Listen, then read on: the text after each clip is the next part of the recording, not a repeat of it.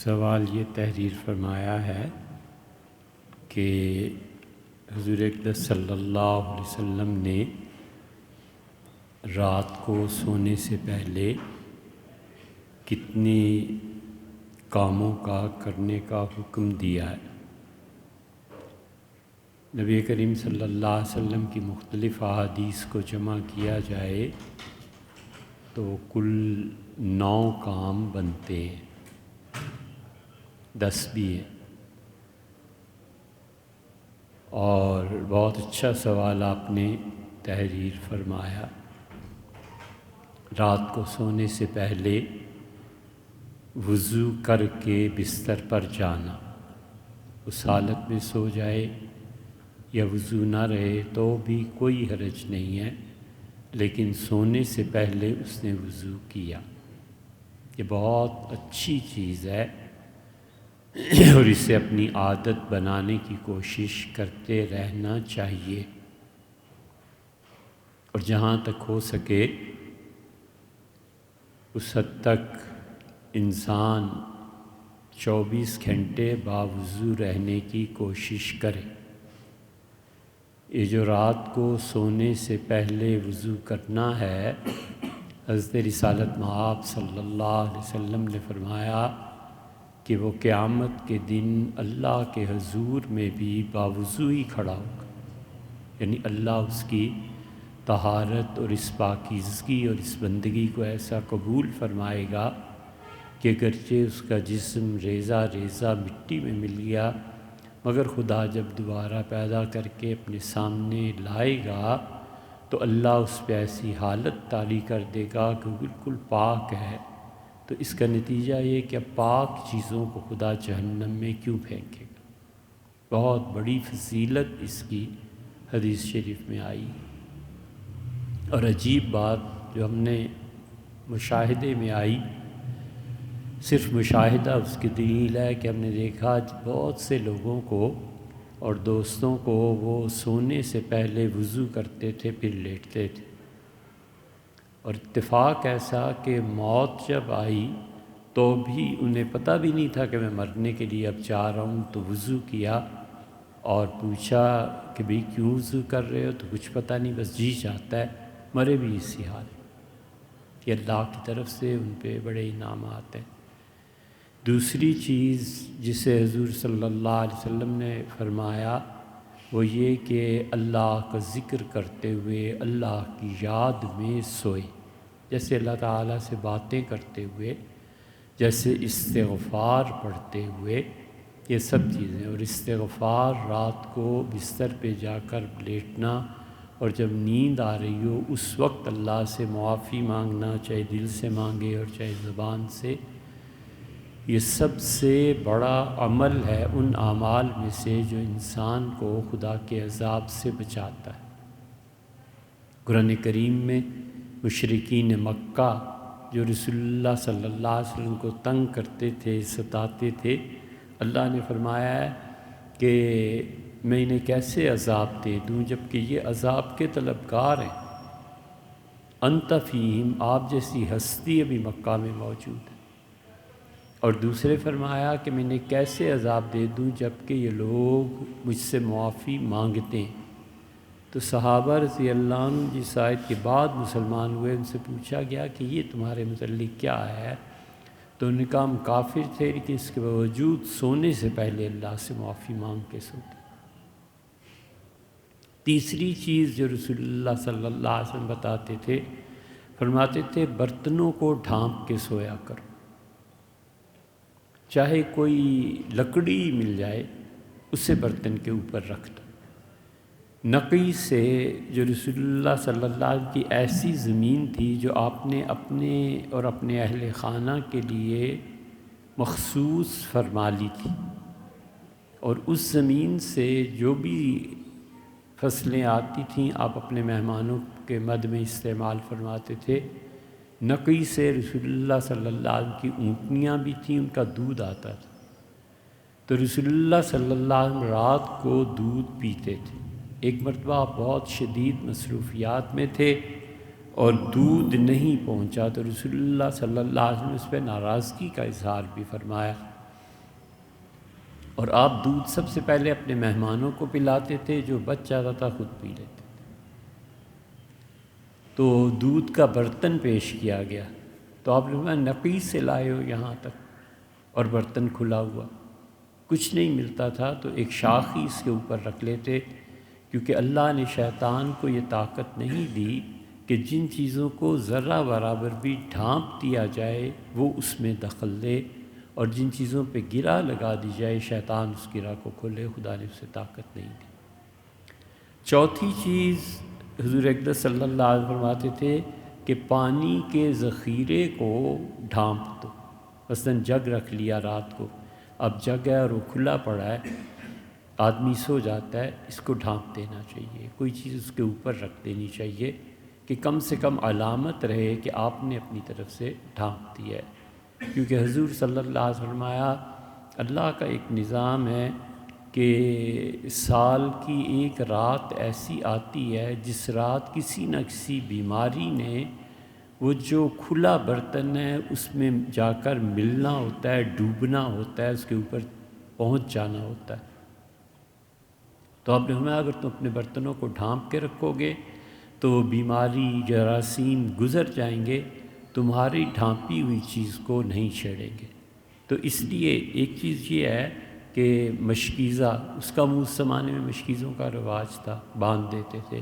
اسی طرح ہمارے زمانے میں رات کو پینے کے لیے مثلاً گلاس رکھا تو اس کے اوپر کسی نے کتاب رکھ دی، کسی نے کوئی چیز رکھ دی، حتیٰ کہ پین ہی رکھ دیا، تو وہ چیز گویا جتنی بھی ڈھانپ دی گئی، علامت ڈھانپنے کی ہو گئی، شیطان یا کوئی چیز اس میں اب دخل نہیں دے سکتی۔ اسی طرح رسول اللہ صلی اللہ علیہ وسلم پانچویں چیز بتاتے تھے کہ دروازوں کو بند کرنا، کنڈی لگا دینا۔ اور آپ فرماتے تھے کہ جنات شیاطین وہ کسی بھی گھر میں چلے جاتے ہیں، اور تم دیکھو رات کا جب کھانا کھاؤ تو بسم اللہ پڑھ کے کھاؤ، یہ گویا چھٹی چیز ہو گئی۔ اور آپ نے فرمایا جب تم اللہ کا نام لیتے ہو کھانے پہ رات کے خاص طور پہ، تو جو جن باقی جنات کو کہتا ہے کہ اس گھر میں کھانا پینا تو اب تمہیں ملے گا نہیں، یا اللہ کا نام آ گیا۔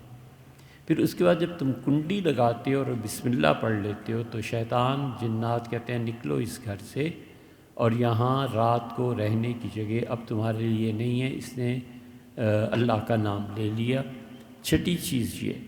ساتویں چیز حضور صلی اللہ علیہ وسلم فرماتے تھے رات کو بجلی کو روشنی کو بجھا دو،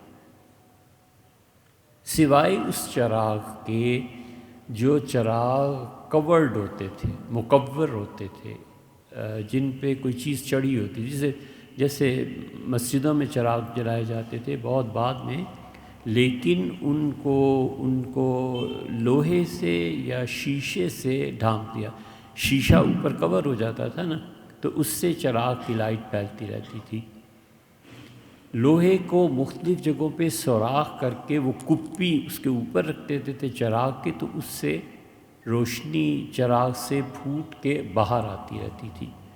تو یہاں جہاں یہ چیزیں نہیں پائی جاتی وہاں حکم یہ دیا ہے کہ رات کو ہر طرح کی روشنی ختم کر دو۔ ہوا یہ تھا کہ مدینہ منورہ میں ایک گھر میں آگ لگ گئی اور اسے بہت نقصان پہنچایا، تو رسول اللہ صلی اللہ علیہ وسلم نے فرمایا میں نے تمہیں منع کیا تھا نا کہ رات کو چراغ کو نہ چھوڑو، بجھا کے سویا کرو، اور آپ نے فرمایا تمہیں معلوم ہے یہ جو چوہے ہیں یہ اس کی بتی کو لے کر تیل سے نکال کے بھاگ جاتے ہیں، اور پھر جدھر جاتے ہیں ادھر ہی آگ پھیل جاتی ہے۔ تو منع فرمایا اس چیز سے بھی، تو اس سے گھر میں غیر ضروری جو لائٹس ہوتی ہیں ان کو آف کر دینا چاہیے۔ پھر حضور اقدس صلی اللہ علیہ وسلم نے یہ بھی بتایا کہ جب مغرب ہو جائے تو اپنے بچوں کو سمیٹ لو، اور آپ نے فرمایا انہیں کہیں نہ جانے دو۔ ایک روایت میں آتا ہے کہ عشاء تک انہیں روک کے رکھو، یعنی کوئی کام بھی ہے تو بھی بچوں کو عشاء کے بعد بھیجنا چاہیے۔ آپ نے فرمایا جو ہی سورج ڈوبتا ہے ایک ایسی مخلوق جس کو اللہ نے دن کی روشنی میں باندھا ہوا ہوتا ہے، سورج ڈوبتے ہی وہ پھیل جاتی ہے، شیاطین اور جنات، اور وہ گناہوں کی طرف فوراً دعوت دیتے ہیں سورج کے ڈوبتے ہی، اور عشاء تک ان کا یہ مسئلہ چلتا ہے، یعنی رات کے گہرا ہونے تک۔ تو فرمایا کوئی کام بھی ہو تو ان کو روک کے رکھنا چاہیے۔ امام نووی رحمۃ اللہ علیہ نے مسلم میں جو باب باندھا ہے اس میں انہوں نے یہ شرح کی ہے، تو اس لیے بچوں کو روک لینا۔ اسی طرح رسول اللہ صلی اللہ علیہ وسلم نے بھی فرمایا کہ اپنے جانوروں کو بھی روک لو، یعنی جانوروں کو اس سے پہلے بند کر دو۔ حدیث میں آیا ہے کہ فواشیکم، یہ فواشیکم اصل میں لفظ ہے فاشیہ، اور فاشیہ سے مراد وہ چیزیں جو پھیل جائیں، فانتشروا فی الارض، اور جمعے کے دن آؤ نماز پڑھو، اور نماز پڑھنے کے بعد تجارت کی غرض سے فانتشروا فی الارض، جاؤ اپنی دکانیں کھولو، زمین پہ پھیل جاؤ۔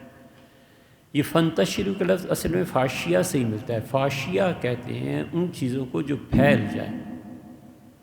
تو جانور ایک جگہ تو رہتے نہیں، کئی میدان میں چھوڑ دیں تو پھیل جاتے ہیں۔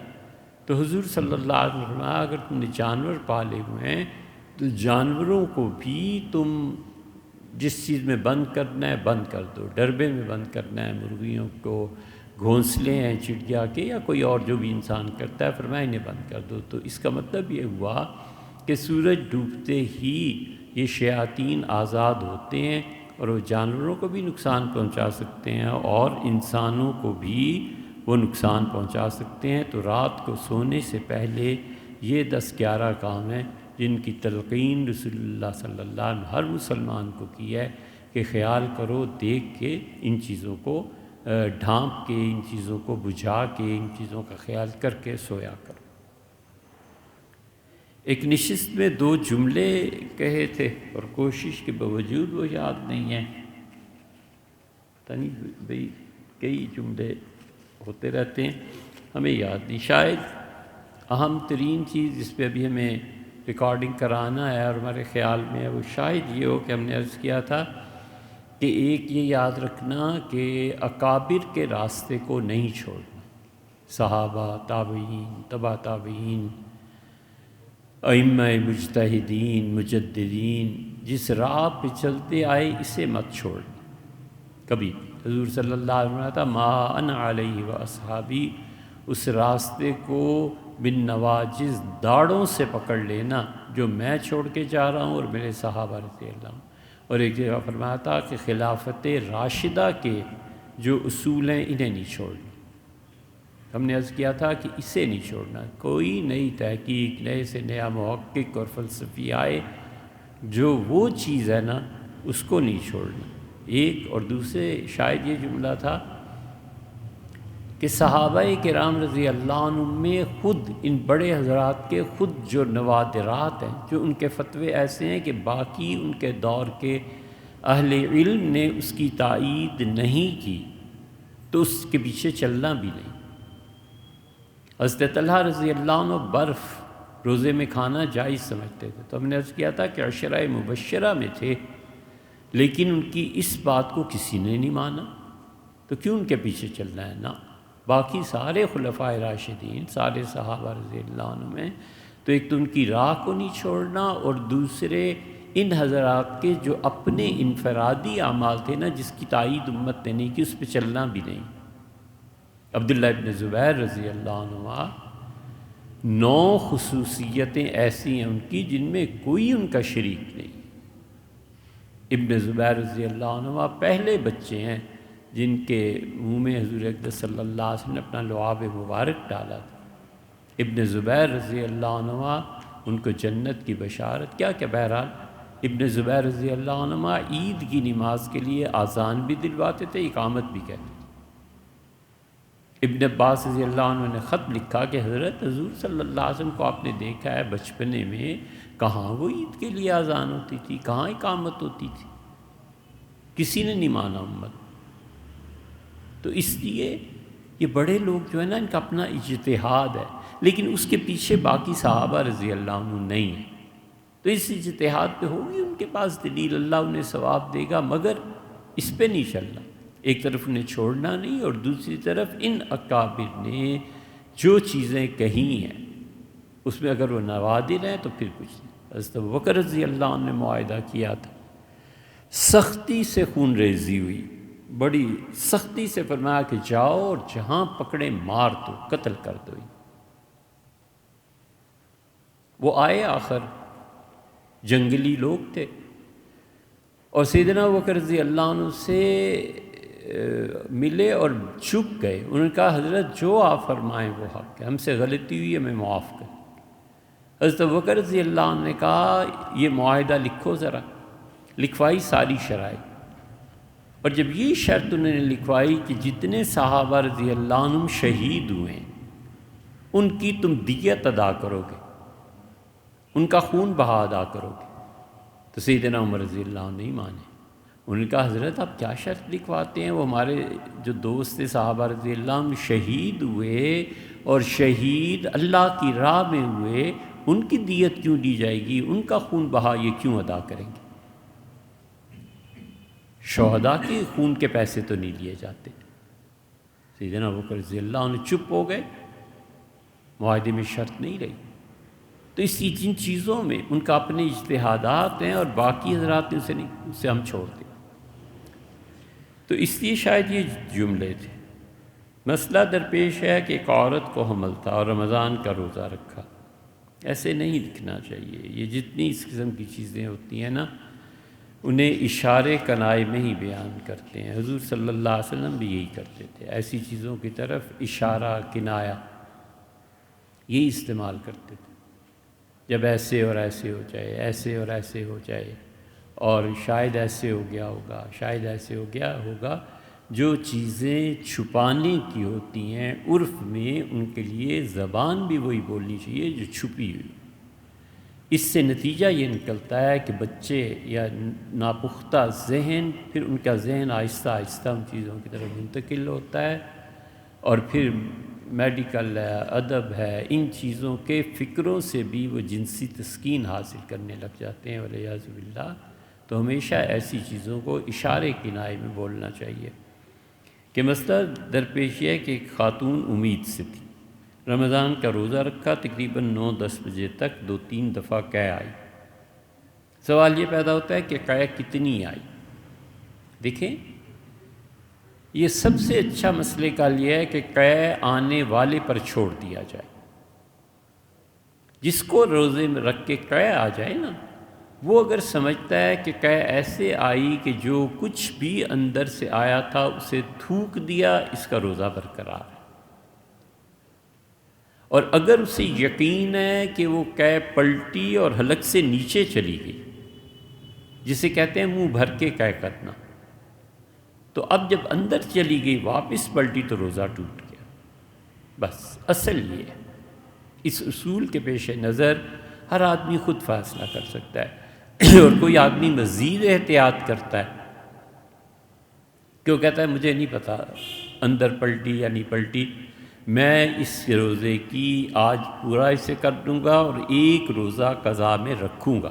بہت ہی اچھا، بہت ہی نیکی کا کام، یہ اس کا تقویٰ ہے، اس کی پرہیزگاری ہے، اس پہ ہم فتویٰ بھی نہیں دے سکتے، کوئی بھی نہیں۔ لیکن اصل اصول یہ ہے کہ اگر قے منہ بھر کے آئے، یعنی پلٹ جائے پیچھے، حلق سے نیچے چلی جائے، تو روزہ ٹوٹ جائے گا۔ اچھا جی، 2-3 دفعہ قے آئی اور ارادہ کیا کہ اگر اب آئی تو روزہ کھول دوں گی۔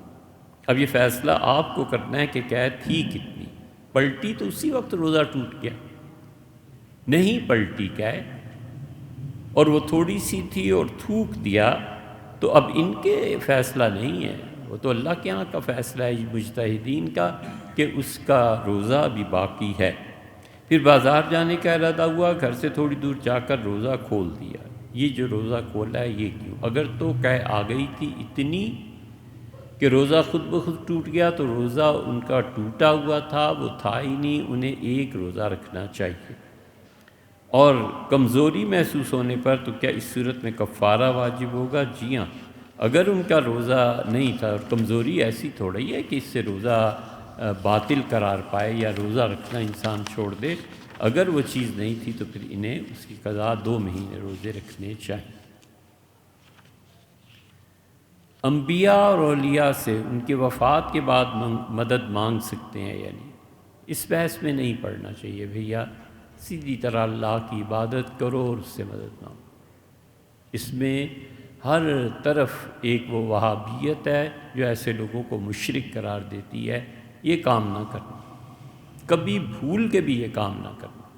کوئی آدمی قبر پہ سجدہ کر رہا ہے، کوئی آدمی اولیاء اللہ کے نام کی ایک بار نہیں تسبیح پڑھ رہا ہے، بار بار شیخ عبدالقادر جیلانی سے فلاں سے رحمہ اللہ مدد مانگ رہا ہے، بالکل اسے مشرک نہ کہنا۔ تمہارا عہدہ ہی نہیں ہے، تمہاری اتھارٹی ہی نہیں ہے کہ تم فتویٰ دو۔ جو بھی پوچھے نہ کوئی کسی مفتی سے پوچھو، میرا عمل تمہارے لیے قابل حجت نہیں ہے، عمل حضور صلی اللہ علیہ وسلم کا قابل دلیل ہے، صحابہ رضی اللہ عنہ کے مسلک سے دلیل لی جا سکتی ہے۔ میں مدد مانگ رہا ہوں والعیاذ باللہ تو میں مشرک ہو رہا ہوں، تم اس مسئلے میں پڑھو ہی نہیں، اور تم نہیں مدد مانگ رہے مواحد ہو، تم اپنا کام۔ یہ امت میں تکفیر، لوگوں کو مشرک قرار دینا، یہ چیزیں تباہ کر دیتی ہیں۔ تو تمہیں پڑی کیا ہے آخر دوسروں کے مسئلوں میں دخل دینے کی؟ جو اس کا مسلک ہے کرتا رہے، اپنے ایمان کی فکر کرو۔ یہ جتنے دیوبند کے حضرات ہیں یہ اس کو پڑھنا چاہیں تو بوادر النوادر میں حضرت تھانوی رحمۃ اللہ علیہ نے اولیاء کرام کے متعلق اور کرامات کے باب میں جو کچھ لکھا ہے اس کو پڑھ لو تو عقل ٹھکانے آتی ہے کہ ان حضرات کا کیا مسلک تھا۔ اور احمد رضا خان صاحب نے جو فتاویٰ میں لکھا ہے اس کو بھی پڑھ لینا چاہیے۔ جس کے پاس جو دلائل ہے، انڈیویجولی میرے اور آپ کے پاس کوئی دلیل ہے نہیں، جو ہے اس پہ عمل کرو۔ آپ کے پاس دلیل ہے، اس جھنجٹ میں پڑے بغیر دو کام نہیں کرنے، نہ کسی کو کافر مشرک قرار دینا ہے اور نہ ہی اللہ کی عبادت اور اللہ کی بندگی اور اللہ سے مدد مانگنے کو چھوڑنا۔ انہیں بزرگوں نے سکھایا تھا کہ تقلید نہ کرنا، یہ اتنے آگے بڑھ گئے کہ تعظیم بھی چھوڑ دی۔ بزرگوں نے سکھایا تھا کہ غیر اللہ پہ مال خرچ نہ کرنا، انہوں نے اللہ کے لیے بھی خرچ کرنا چھوڑ دی۔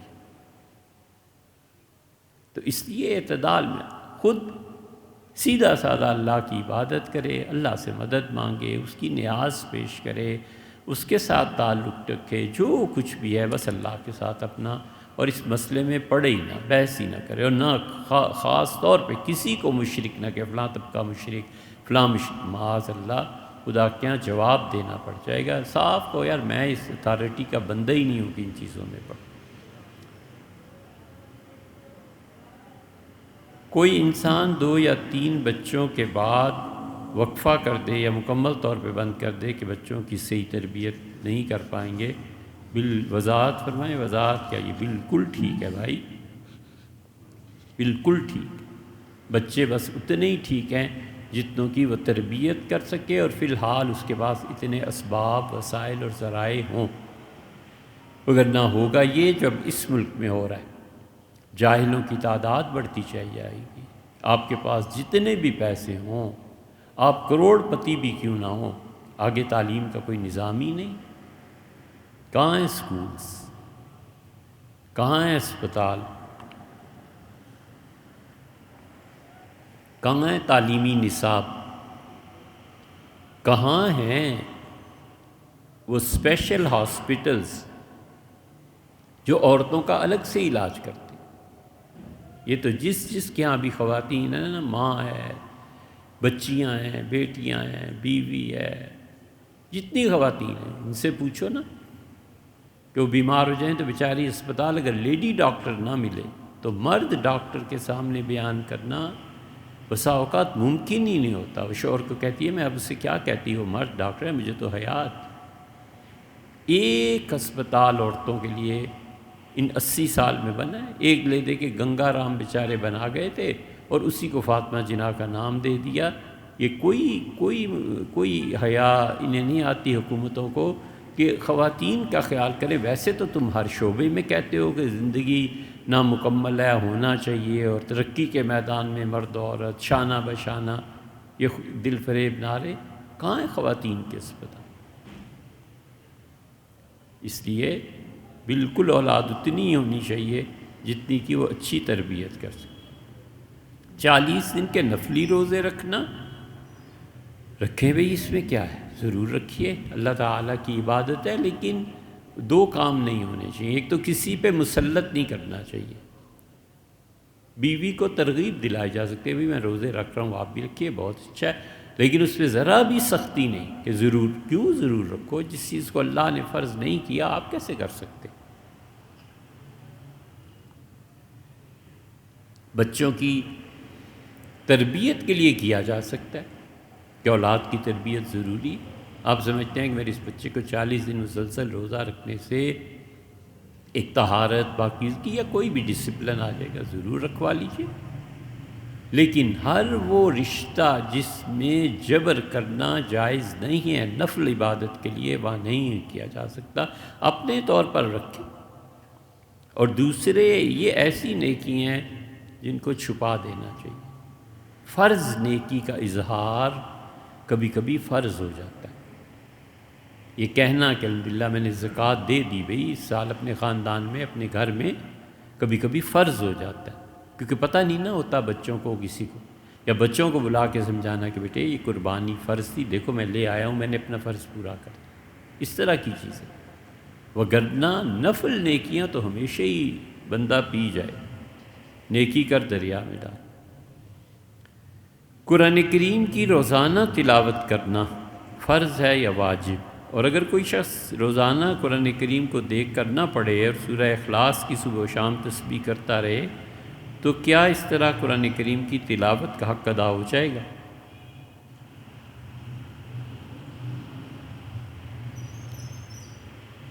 دیکھیے، قرآن کریم کو سال میں 2 مرتبہ پڑھنا یہ سنت موقدہ ہے۔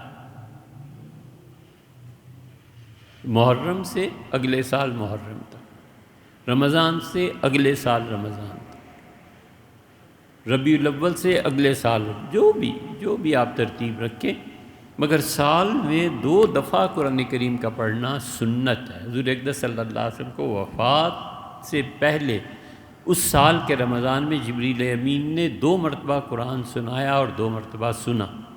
سیدہ صاحبزادی صاحبہ رضی اللہ عنہ کو رسول اللہ صلی اللہ علیہ وسلم نے بلایا تھا اور فرمایا بیٹے اس سال 2 مرتبہ انہوں نے سنا ہے، 2 مرتبہ مجھے سنایا ہے، میرا خیال ہے یہ میری وفات کا سال ہے، وگرنہ وہ 2 مرتبہ، ہمیشہ 1 مرتبہ کرتے تھے، اس سال 2۔ تو اس لیے حنفیہ نے اس کو دلیل پہ لیا ہے اور کہتے ہیں کہ سنت موقدہ ہے کہ سال میں 2 مرتبہ قرآن کریم پورا پڑھے۔ مستحب یہ ہے کہ حضور صلی اللہ علیہ وسلم نے ایک صحابی رضی اللہ عنہ سے کہا کہ مہینے میں 1 بار قرآن پڑھ لیا کرو، مطلب یہ کہ روز 1 پارہ پڑھ لیا کرو۔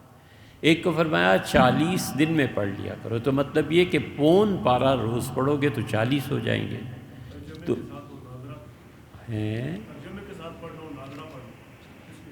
جی بات کر لیتے، تو اس لیے یہ اس طرح پڑھنا سنت کی چیزوں میں، مستحبات میں شمار ہوتا ہے۔ رمضان میں پڑھنا، رمضان میں 2 مرتبہ قرآن پڑھ لے تو سارا سال ہو گیا، اور سورہ اخلاص کی صبح و شام تسبیح کرتا رہے تو کیا وہ اس سے کہیں زیادہ وہ چیز ہے جو رسول اللہ صلی اللہ علیہ وسلم نے بتائی،